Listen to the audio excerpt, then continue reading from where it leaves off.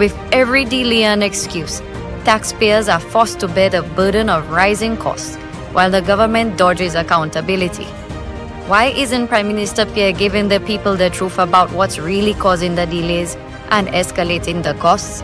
St. Lucia deserves a leader who takes responsibility, not one who resorts to dubious excuses.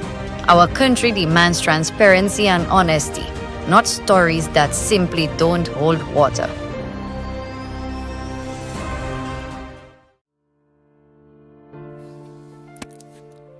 In 2019, the Alan Chasney-led United Workers' Party took decisive action to address the healthcare challenges faced by St. Lucians. The UWP secured a US $20 million loan from the World Bank under the Health Systems Strengthening Project. Out of this loan, US $5.5 million was specifically allocated to establish the framework for a national health insurance program.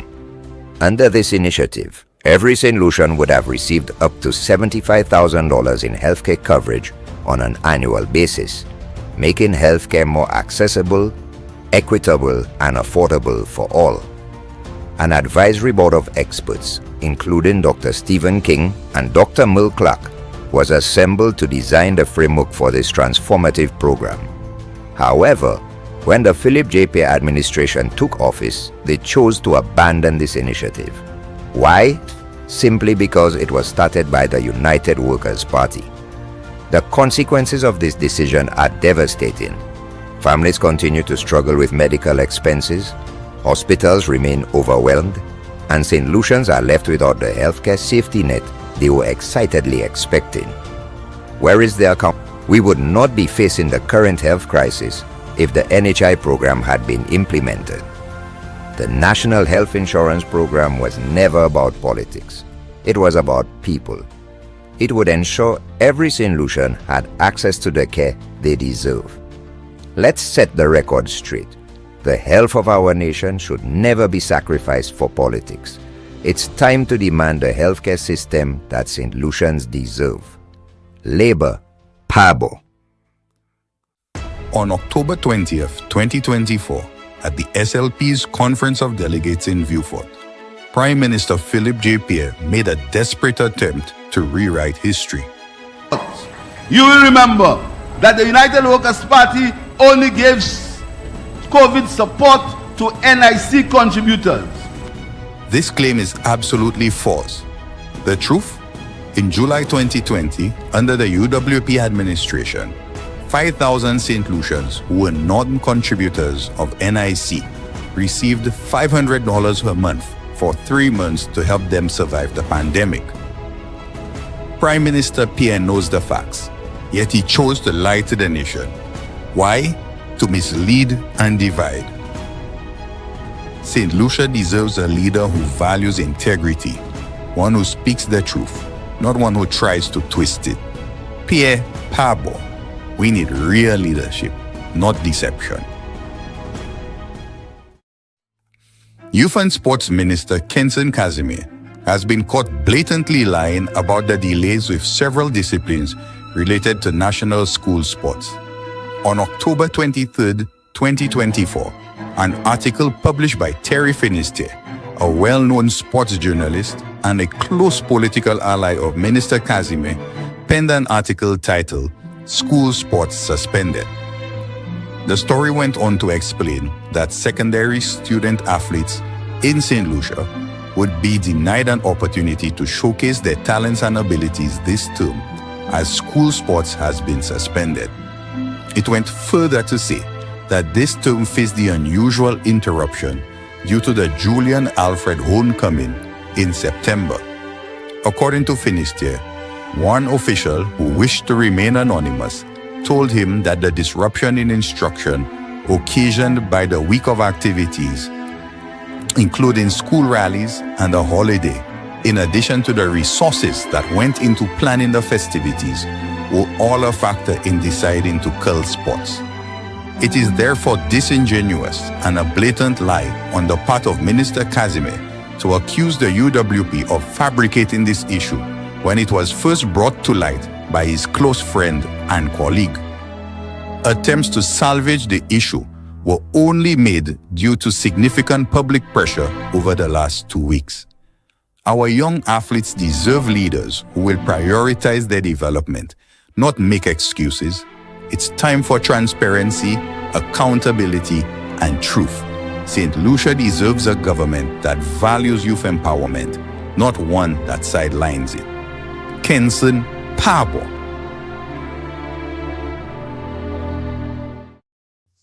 Are you ready to make a difference?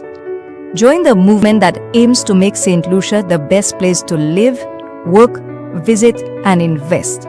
The United Workers' Party is a team of forward thinkers, visionaries, passionate and caring citizens just like you. Together, we can create a brighter future, create safer communities, lower taxes, improve healthcare, and create more opportunities for all. Stand with the UWP and be part of change. Join the United Workers' Party because St. Lucia deserves better.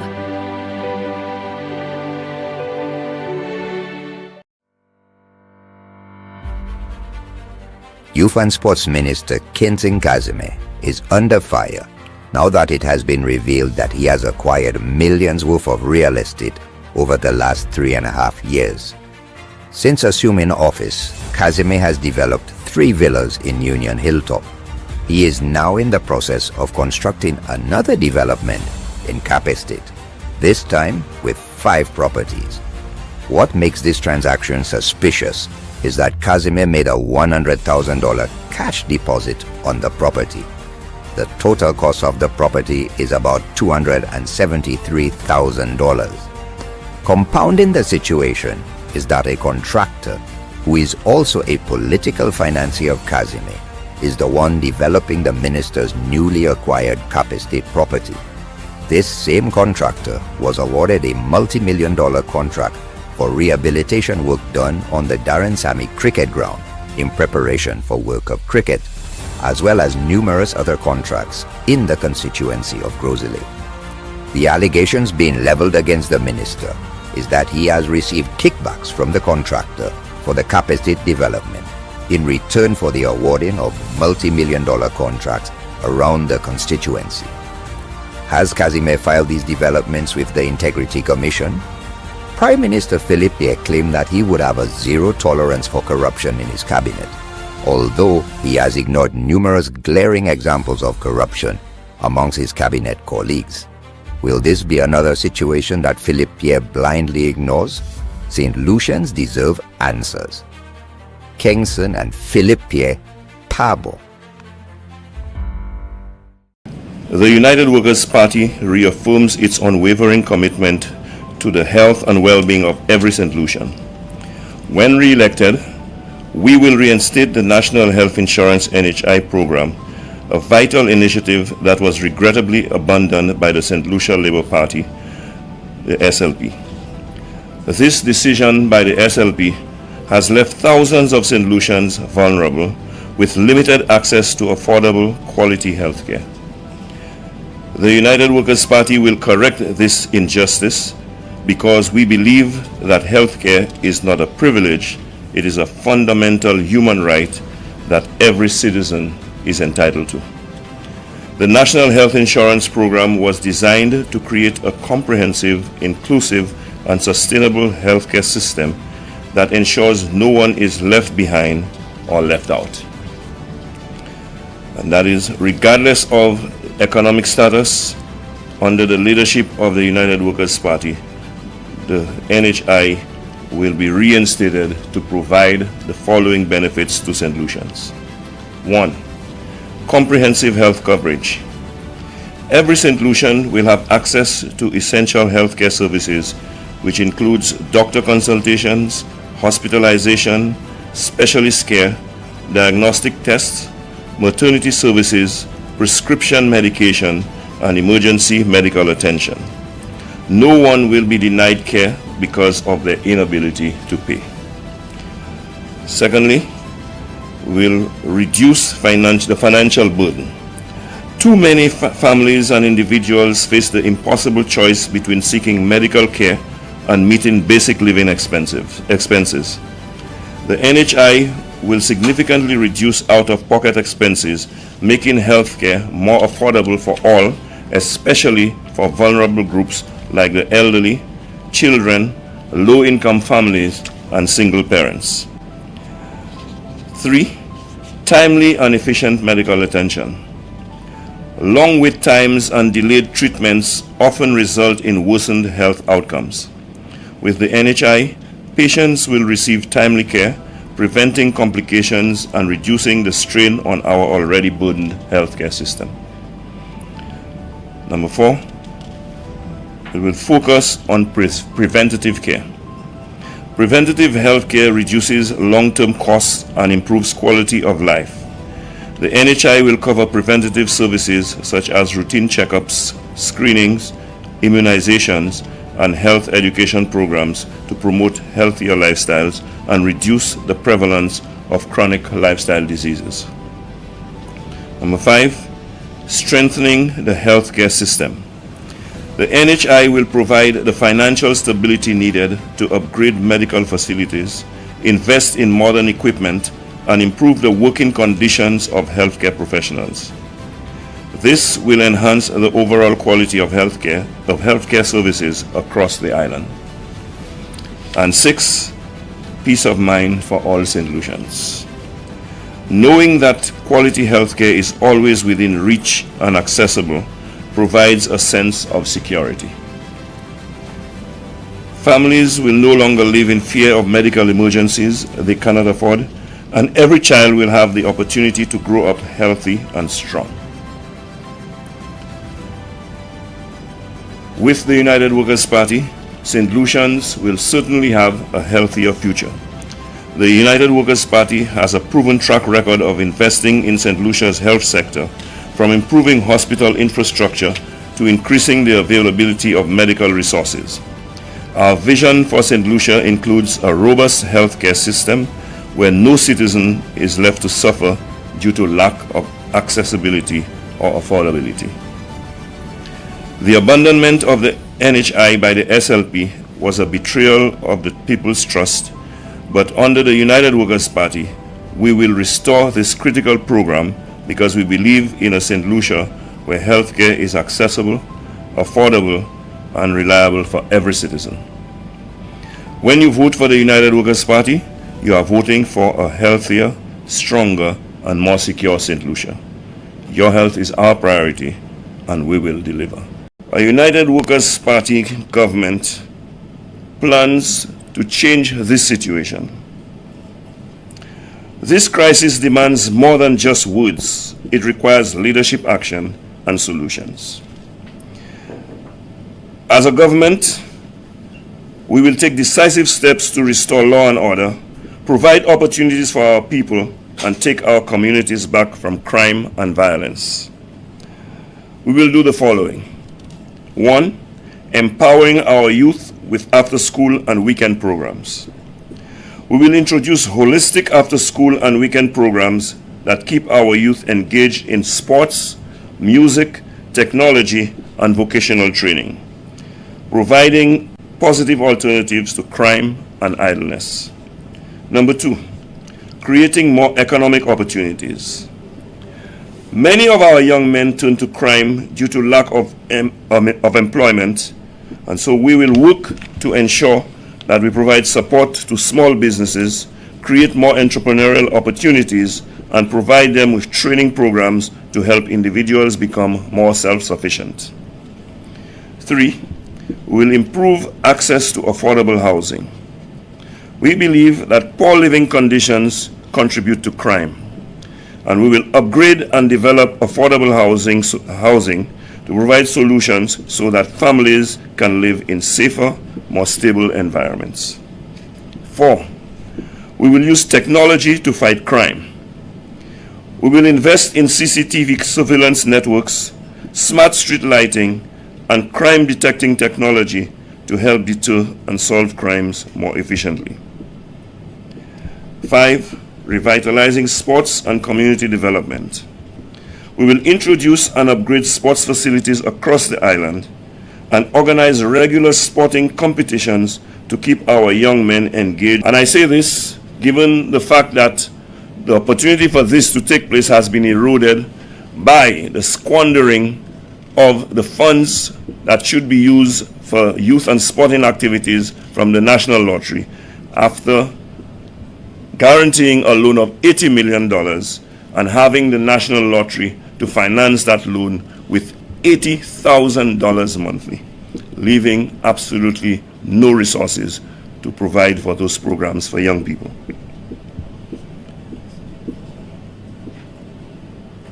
We will introduce youth rehabilitation and second chance programs. We will introduce rehabilitation programs for at-risk youth and for first-time offenders, giving them a chance to turn their lives around through education, skills training, and mentorship. Because you must understand that St. Lucia had no new investments for a very long time, And these things are a fact, the verifiable fact, as I always say. There was no new investment in this country from 2016, 2017. Prime Minister Philip J. Pierre continues to push the false narrative that between 2016 and 2021, there were no new investments in St. Lucia under the United Workers' Party. But the results and facts are clear. While the world battled a global pandemic, the UWP was hard at work laying the foundation for economic growth, creating real jobs, and attracting major investments that began to transform our economy. Projects like Cabot St. Lucia, the DSH Pearl of the Caribbean, ITEL BPO, and Ojo Labs created thousands of job opportunities for young people and professionals. We welcomed Inter-Caribbean Airways, while Digicel's OECS headquarters opened up. A group of investors also began construction of the Courtyard Marriott at Point Seraphine, further boosting investor confidence. Serenity at Coconut Bay was delivered, alongside the opening of Bellevue Hotel and the Harbor Club. Another investment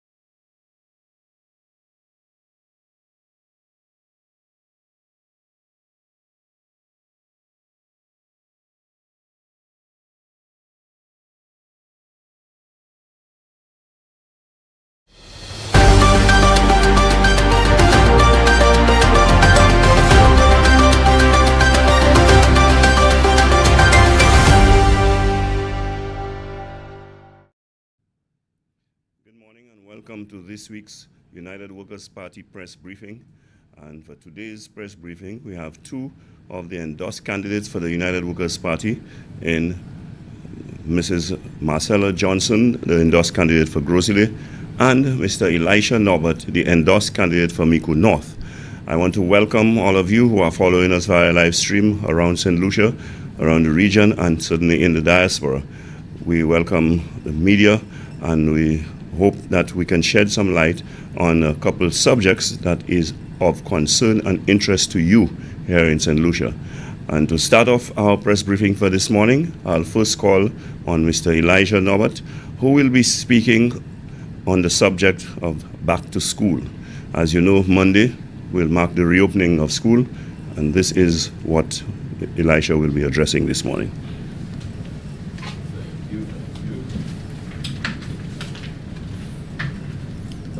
Thank you, Mr. Montout. Good morning, ladies and gentlemen. Good morning to the people of St. Lucia and to the residents of Micoud North. On behalf of the Office of the Leader of the Opposition, on behalf of the United Workers' Party, the executive arm, the endorsed candidates, and all members, I want to wish all stakeholders in the education system, parents, students, administrators, ministry officials, an enjoyable and a productive academic year for 2025-2026. 2026. There was a time when our education system was mainly concerned with producing factory workers during the industrial era.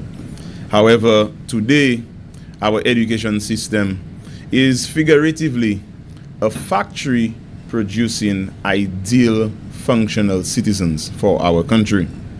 As a result, we have to ensure that the products of our education system are products that we can all be proud of. We can all look forward to their valuable contributions to building our nation state. This week, teachers reported back for work. This week is planning week, and we want to wish all teachers a productive planning week. We want you to remember, as we said in our Facebook post, that you are the superheroes. You, teachers, are the manufacturers of greatness. And we have full confidence that given the right resources, given the motivation that you need, you will produce what our country needs desperately at this time. For all we really have are our people. Our people, if they are properly empowered, they will work the land and our country will shine. The stress and also the anxiety that is faced this week is not one we can ignore. You see, anxiety comes about because of uncertainty. And there's a lot of uncertainty for students going to new schools, for parents who are not sure where they will get food for next week, for snack, for lunch, for break, who are not sure whether they will be able to purchase the missing textbooks on that book list. We want to send the parents a message. We want to let you know that we understand your plight. We are part of you. We have children and we buy books and we know how expensive these are, which is why we are desperately pushing for the consideration of a full 100% move to ebooks.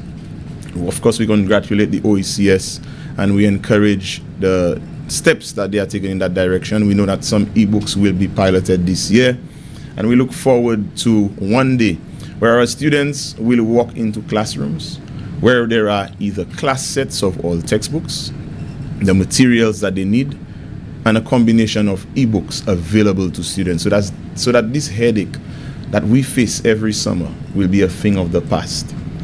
Stress is something that we feel, and I'd like to say quote what my grandmother said once: it's something we feel when we want what we cannot have at the moment. So parents, do not let your children, the students, put you through unnecessary stress. If there's a certain style of a school bag that you cannot afford, the students must know that it's something that they do not need to go to school at this time. Do not allow the desires of the students, the wants of the students, to go past their needs, and you as the parents, you go down into a spiral of depression because you are not able to meet these wants. We must manage the desires of our students, our children. Too many times they are influenced by social media, and sadly a lot of unnecessary stress is taken upon us because of the influence of social media. We want to say to the parents that we love your children, and picture an education system where discipline is taken on collectively, from the government down to the teachers, the parents, and the security guards at the school. We want your children, when they go back to school, to feel safe enough to trust the process to deal with bullies.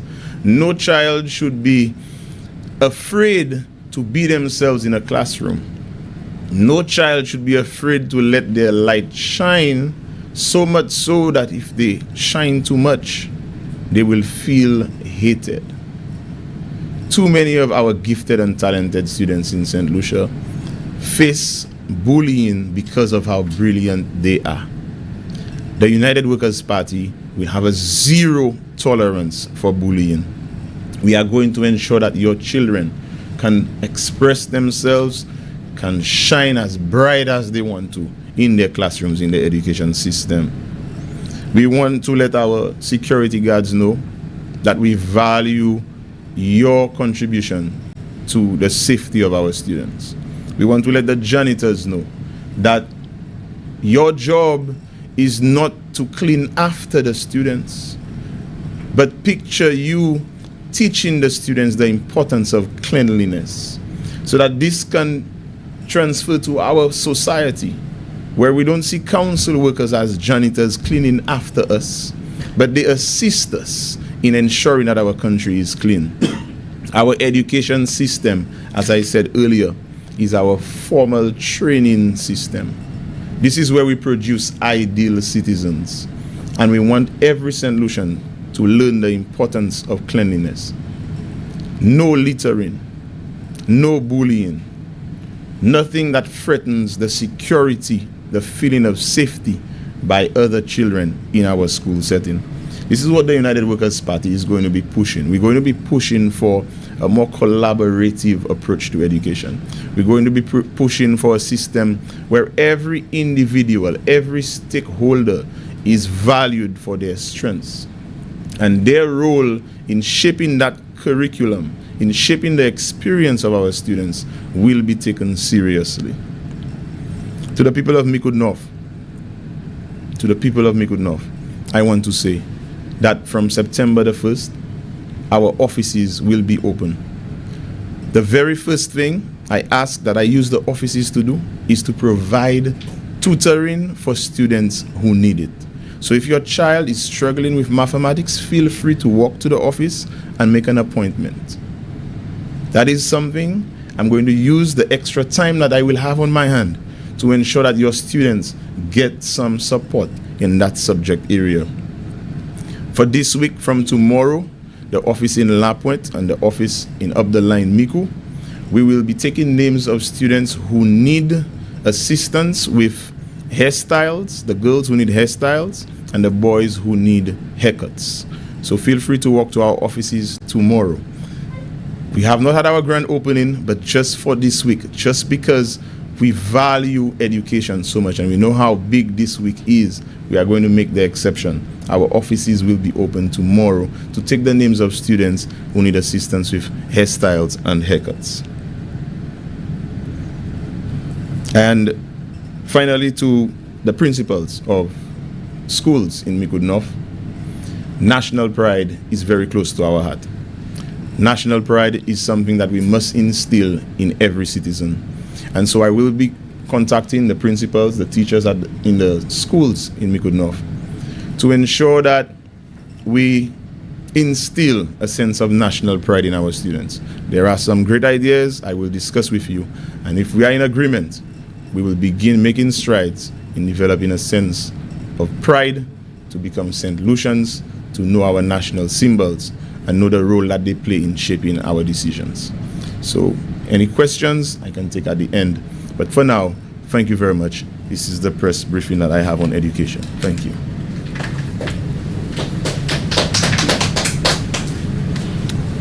Thank you very much, Mr. Norbert. And I too want to join in to wish all students who are returning to school a very enjoyable and productive year, as well as our teachers. We know that you have a heavy load to carry in terms of helping to shape our nation's youth, but we know that you have and will continue to do a good job of it. I would like at this point to call on the next presenter, Mrs. Marcella Johnson, and in the case of Marcella, she will be speaking on the subject of misogyny and sheflation, that's the word, sheflation. Misogyny and sheflation. Unfortunately, we see misogyny in high offices coming from who are supposed to be among our leaders in this country, and it is a matter that we should not ignore, that we should take cognizance of and do something about. I present to you Mrs. Johnson, who will speak on the subject.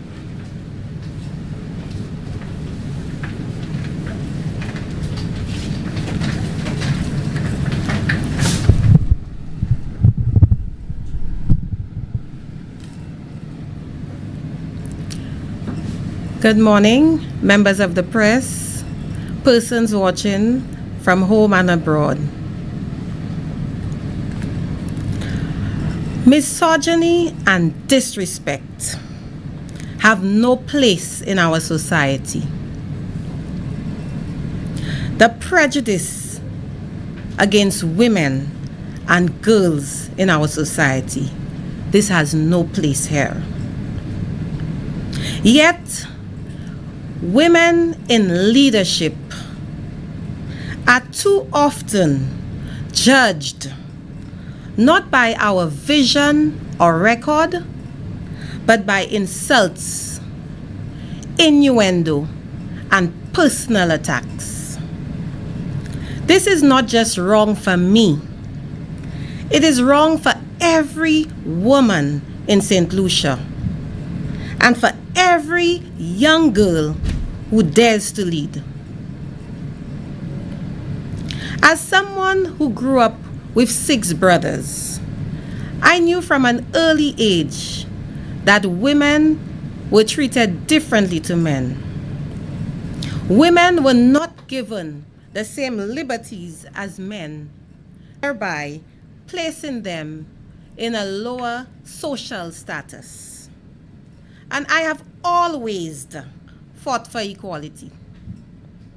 For too long, women in St. Lucia have been disrespected, abused, and silenced. We know the stories. Take, for instance, our police force. Women came forward against a senior police officer for allegations of sexual misconduct.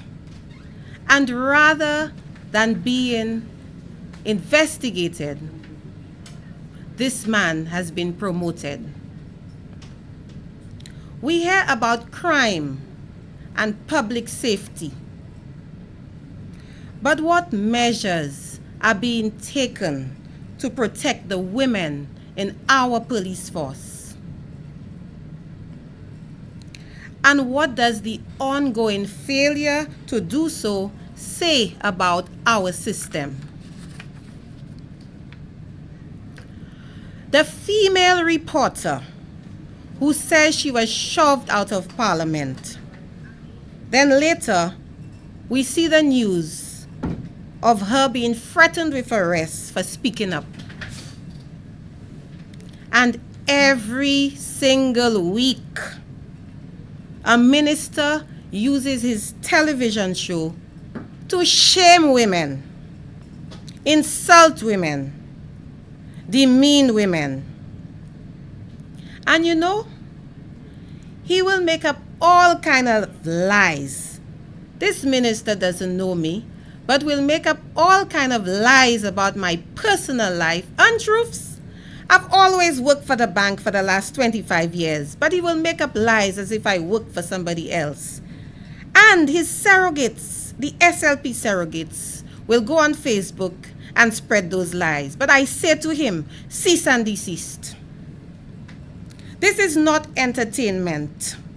This is misogyny, and misogyny destroys lives.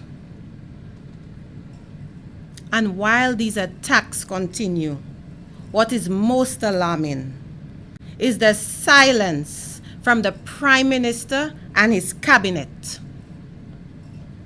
Their silence is not neutrality.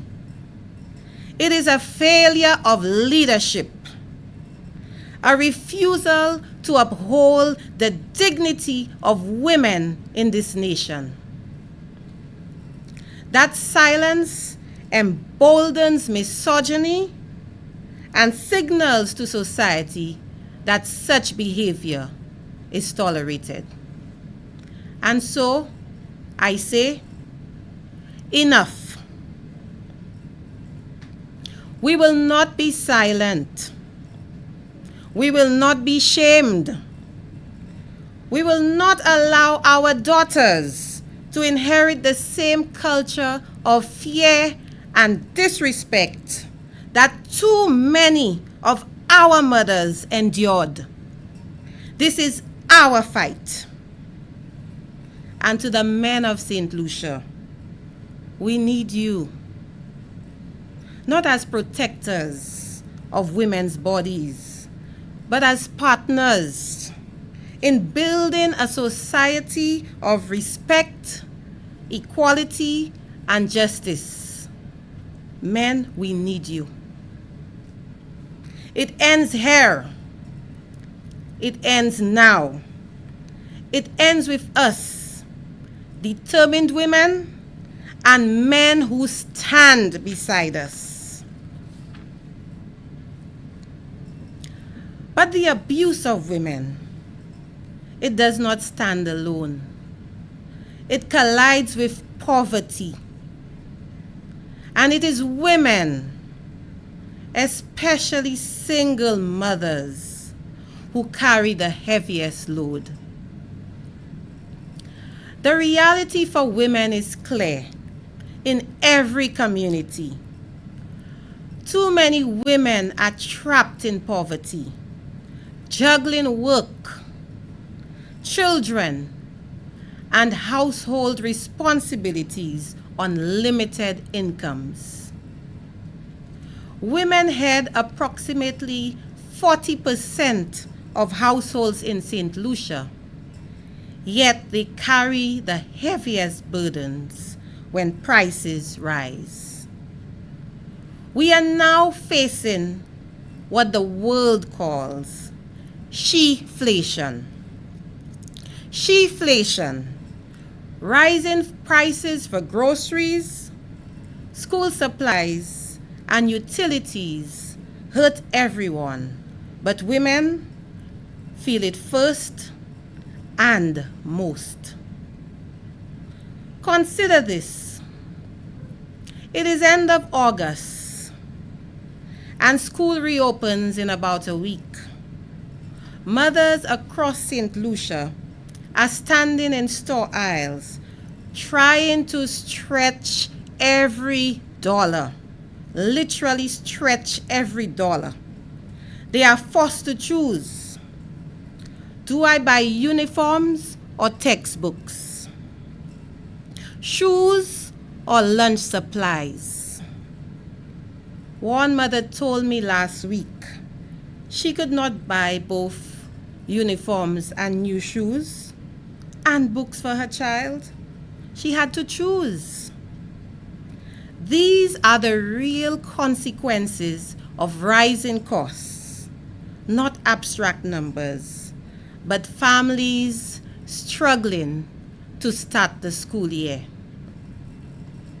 And yet, while families struggle and women make these sacrifices, the Prime Minister and his cabinet remain silent for too long. No policies, no urgency, no acknowledgement of the hardships families face until we, the United Workers' Party, force their hands, because we understand what you are going through. That is weak leadership by the SLP administration. Whilst VAT was removed on 70 food items, I would like to remind you, the women of St. Lucia, that this government forgot you. They forgot about the single mothers. They never considered the removal of VAT on feminine hygiene products and on the sanitary napkins. It was only on Tuesday, August 19th, that the House of Assembly passed legislation to permanently remove VAT on feminine hygiene products. A clear indication of the government's concern for struggling families. Certain talk show hosts and SLP operatives, they know themselves, will spin the truth about sanitary napkins. But the facts are there. VAT was not removed on sanitary napkins until Tuesday. Stop the lies. It is not because this government suddenly cares. No, is not because they care about the cost of living. It is because the United Workers' Party, together with your voices, your pressure, force their hand. If you are feeling some relief at the supermarket, remember this. It was won for you, not handed to you. It was won for you because of the pressure by the United Workers' Party. While families were struggling and women were sacrificing, this government remained silent until we made them act. St. Lucia needs leadership that acts, not one that stays silent in the face of injustice and the hardship that we women face. No mother should have to choose between shoes and textbooks. No worker should feel the weight of rising prices alone. And no citizen should have to endure silence from those who claim to lead. In closing, I say it ends now because we will fight. Misogyny and disrespect have no place in St. Lucia. Not for me, not for any woman, not for our girls. Sheflation hits women hardest, and we will fight it. The VAT relief you are enjoying today, we want it for you. No mother should have to choose between shoes and books. This is what real leadership addresses. Silence from the Prime Minister and Cabinet is not neutrality. It is a failure of leadership. Leadership by this SLP administration. SLP must go. Thank you.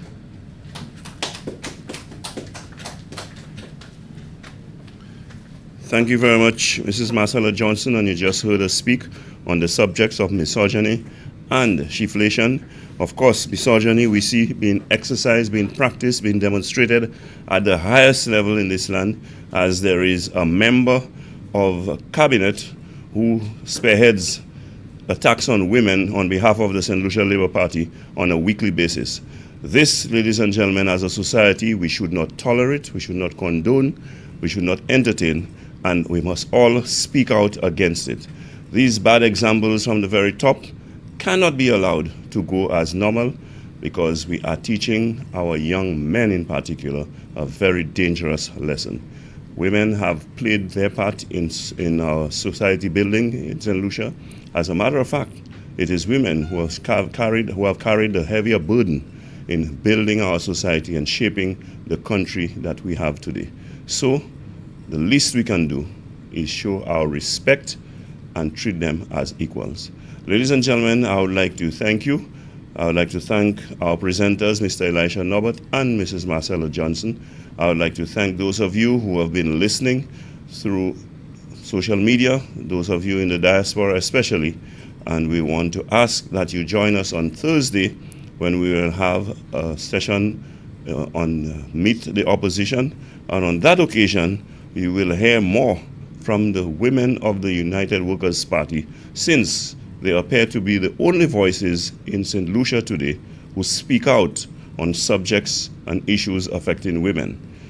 We cannot depend on the women of the St. Lucia Labour Party who are themselves in Parliament, who have leadership positions. They have remained mute and will continue to remain mute because of the fact that they see nothing wrong with what their male colleagues are doing, perpetrating the abuse on women. But we ask that you join us on Thursday from 9 at Meet the Opposition, where our ladies will continue to address that issue. On Sunday, we will have another Flambeau Live, and it will be coming from the constituency of ancillary canneries. And of course, I ask that you look forward and mark the date. It is September 7th, when we will go down to Mikud, where the United Workers' Party will have a mass rally where the 17 candidates will all appear on one stage, and they will be presented to you, the country, as the team that will salvage the misfortunes that we are experiencing now, that will salvage the country from the degradation and decay that we are experiencing under the St. Lucia Labour Party. So, be there to witness for yourself the presentation of what I call Team Salvation. Ladies and gentlemen, have a good week and enjoy your weekend.